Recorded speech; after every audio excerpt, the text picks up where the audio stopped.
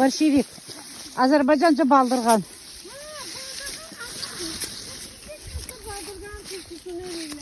Var da var ama bakır hansı zaman, hansı vaxtı.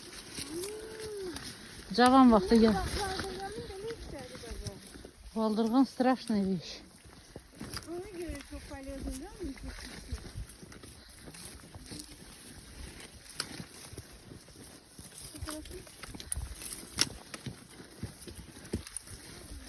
Timur, cığıra çatdıq yoxsa yox?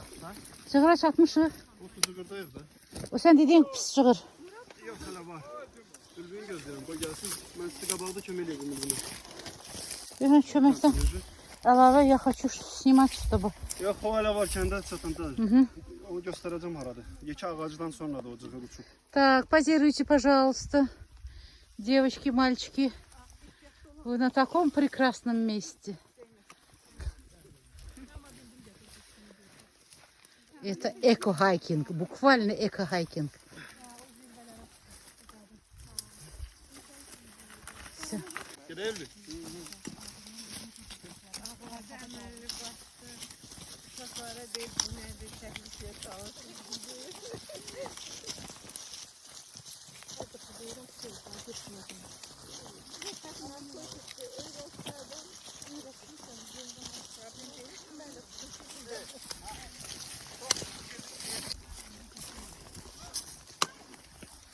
Можжевельник. Полезная вещь. Ha, öyle istəyirəm.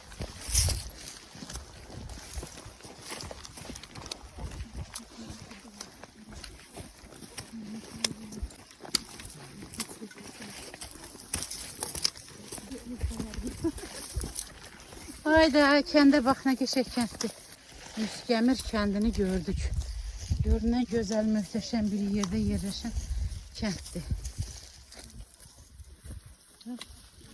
Müskəmir kəndi.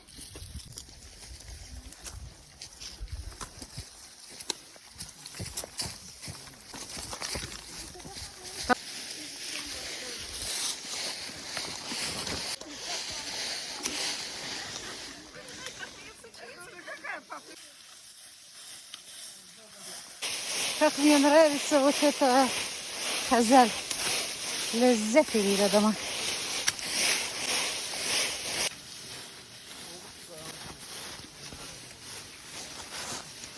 Направо туда. Göbeleği sıcak.